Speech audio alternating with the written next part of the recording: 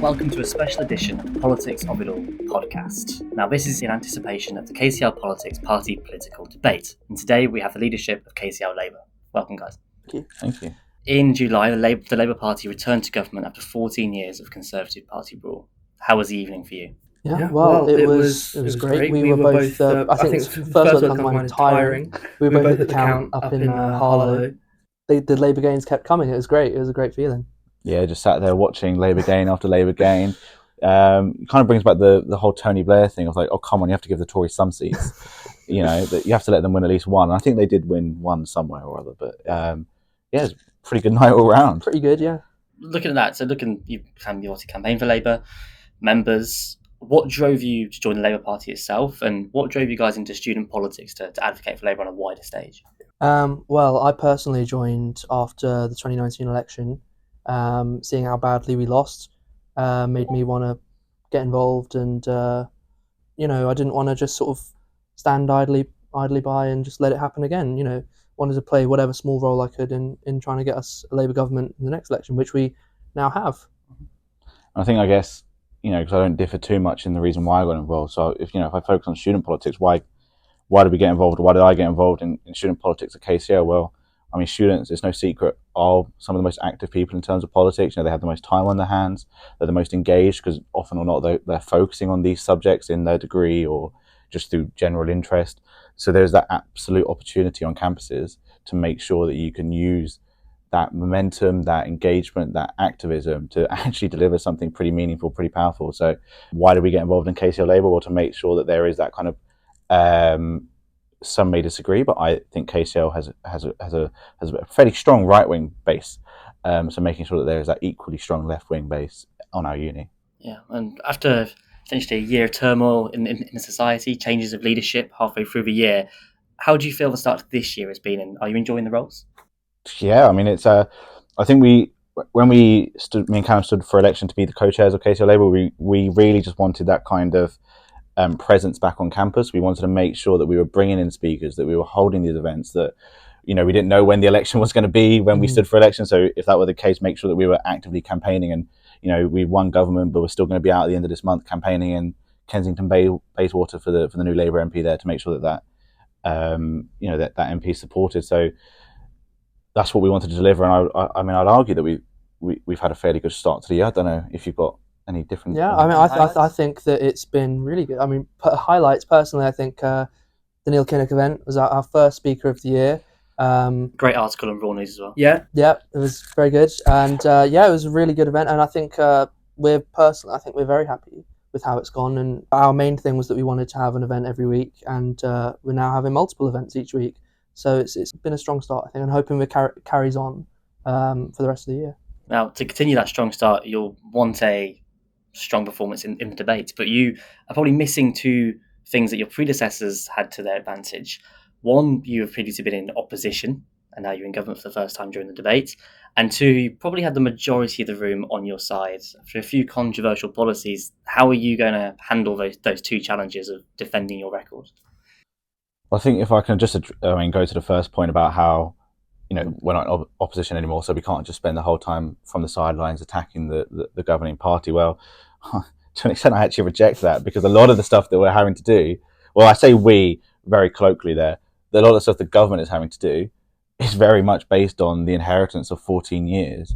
So yes, you're absolutely right to say that me and Callum are going to have to sit on that stage, and no doubt someone, whether it be the Tories, Lib Dems, or a question from the audience, will bring up the winter fuel allowance. They will bring up the farmers' inheritance tax. They will bring up the rise in tuition fees. I imagine that would come up. And yes, they're absolutely right to challenge the Labour representatives there, although I will say that we're not in any way part of the government, but we are the mouthpiece for Labour on campus. And they're right to bring those up. And we will come back and say, no one wants to do this. Do you think anyone wants to take money away from pensioners, or do you think anyone wants to raise tuition fees? No, but it's their inheritance from the government that makes it necessary. And if we focus on tuition fees specifically, Labour is about opportunity. Okay, that's like the bare basics of what Labour is. It's about giving everyone an equal opportunity.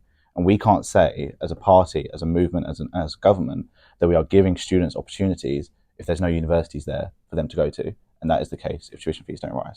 Should the people with the smallest shoulders bear the biggest burden? That's an internal question within the Labour Party currently, but What I'd also add though is that there's also another side to this coin, isn't it? Where we are now in government, and actually that means we can do stuff. That means that there's a lot of things that we've previously only been able to say we would rather do differently. I think we're actually quite proud of a lot of the things that have come out, especially in the budget, for example. And I think in the debate we're going to look forward to actually getting the chance to say, here are the things we're doing, here are the things that we're going to do, not things that we want to do, things that are actually happening and how they're actually going to be benefiting people's lives as a result.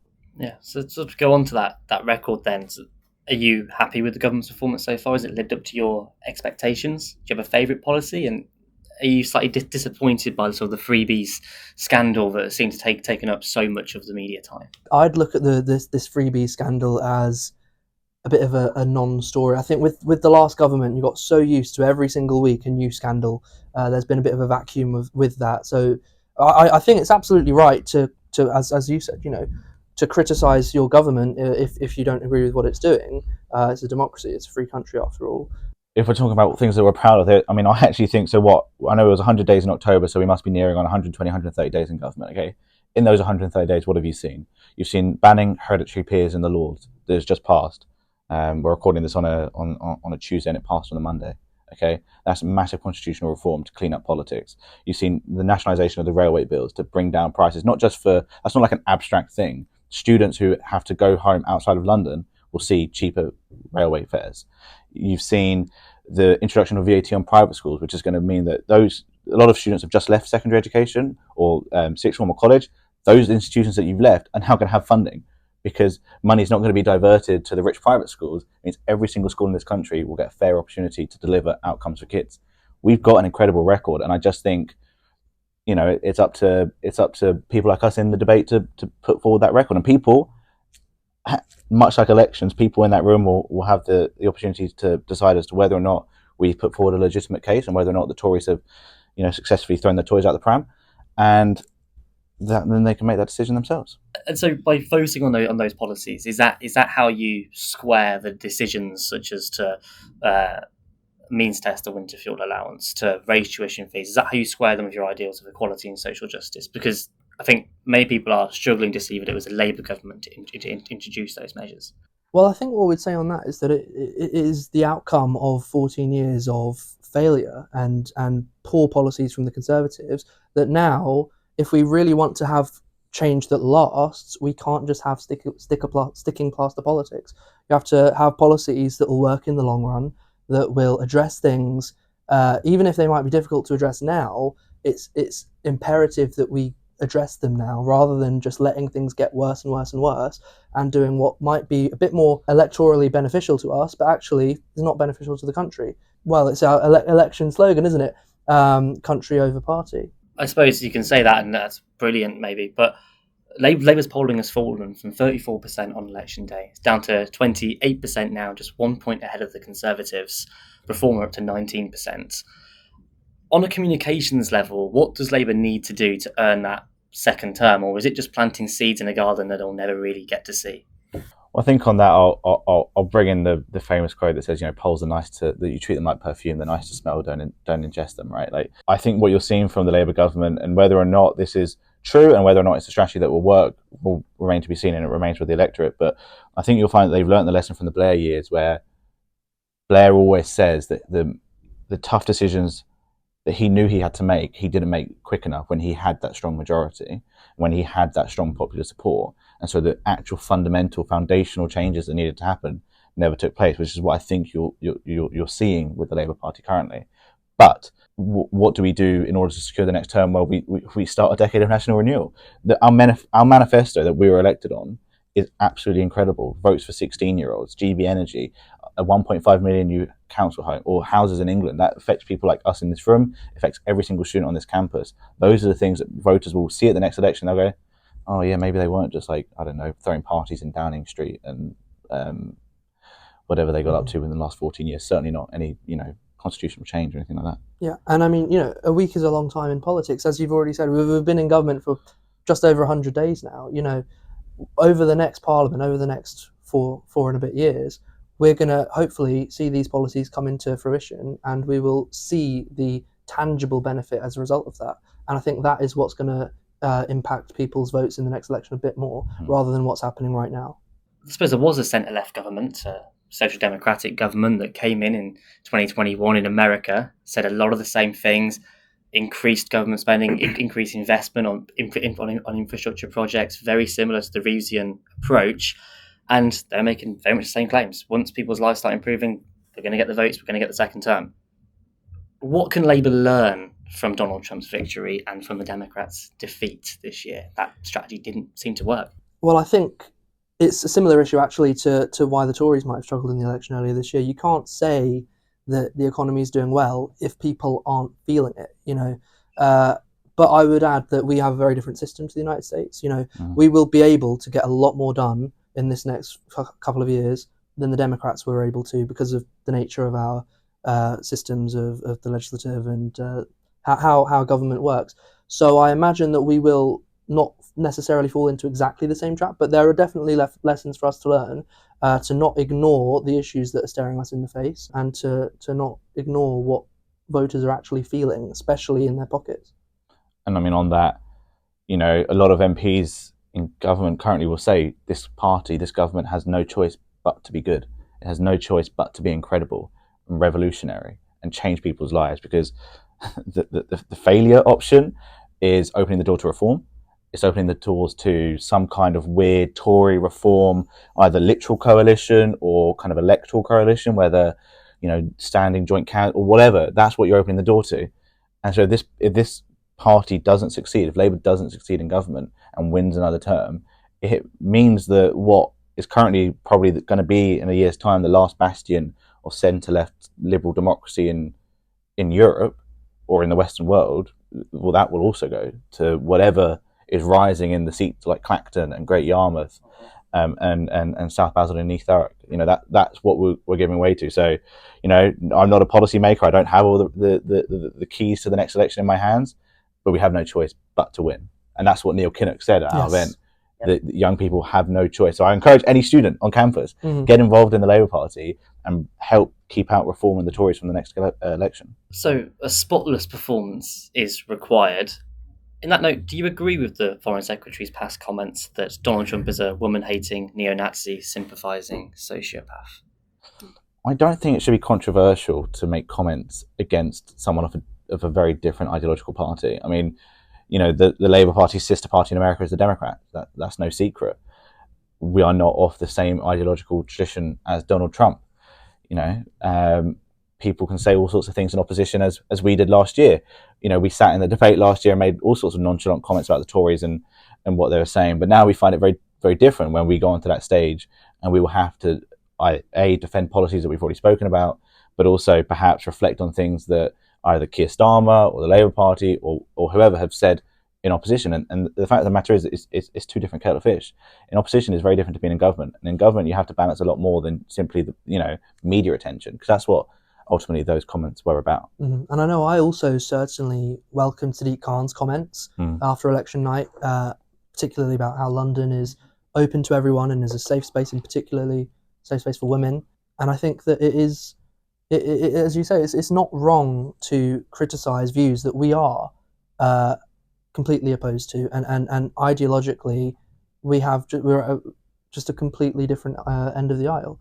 It's a different case when you're in government, when you're in the Foreign Secretary. We do have to have a good relationship with the United States.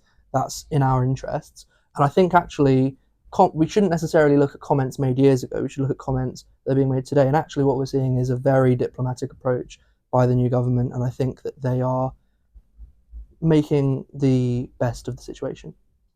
What Keir Starmer said in opposition, and even when he was running for the leadership, many people saw and voted for him because it was a slightly more sensible, moderate version, but with still Corbynite foundations with a lot of the initial policies. A lot of them have been backtracked on now.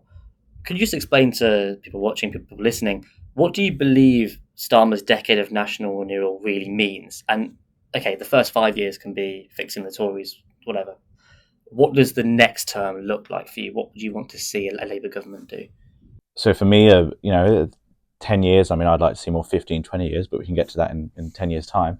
Why stop there? Why stop there? You know, the natural party of government, I believe, was thrown around somewhere.